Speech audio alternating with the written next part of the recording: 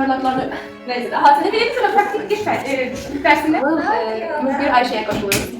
Ben yiyeceğime güzel tələbələrimizin öpürdüm. Sağ olun. Başlamış ki başlıyor. Böyle gördüğünüz üzere. Yok, görmürsünüz. Hər vaxtınız xeyir. Sizinlə məndən istifade edəcəyim. Neslihan bir su tutasının içinde aslında benzin var ve onu xüsusi bir servis getirmiştik. Ben ne alamıyorum. Şey de onun şeydi. Dedim var da güzel değil. Sen de güzel değil.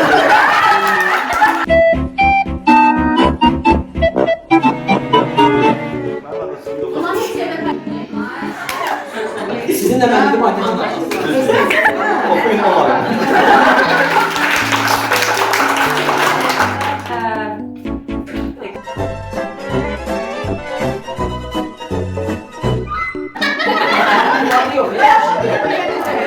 Kekini çocuğa gördü beni. Dustaq dərsini həyata keçirir.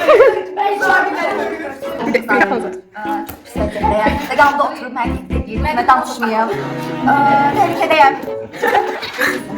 Mən ana məsələ deyim. Mən çox sevdim bu dərslər. Mən də Ayşə kimi olaraq. Bir də varsa sapalı tutulma çalışdı. Mən getdi. Her şeylə işləməm. Tek bir problem oldu ki. Tek bir problem oldu. Beni ayak üstüne saldı, sakladı ve pencereden aşağı düşmemi istedi. Ama sonra sağ olsun Sami beni kendisi kurtardı. İlk dərs günü gəlməmişdim. Başıma da gələcəklərdən çox xəbərsiz idim. Sonra gəldim gördüm o.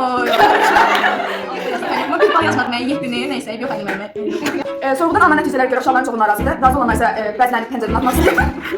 Buna görə də adiyyəti qurumlara Anur xanımın xilas prosesində atılmalarını və nəzərə tutmalarını xahiş etdik. Sağ olun.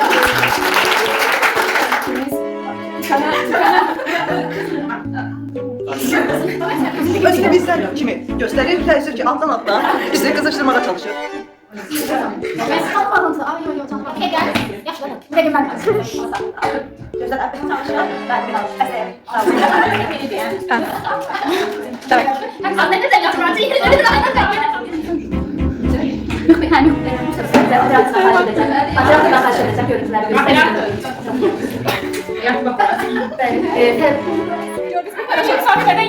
Müsahibeden yayındı. Yalan şeydi. Ben əsərdə danışmamışam bu arada. Ben razıyım. Ben de çok razıyım. Ne oldu şimdi? Vaxtınız xeyir olsun. Stüdiyada mən Fərdə Sadıqzadə.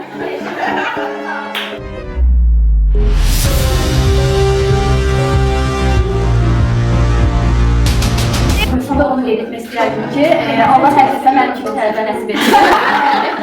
Və hər bir tələbəyə də aynı xanım kimi son belə qoyulan kimi əli nəsib etsin.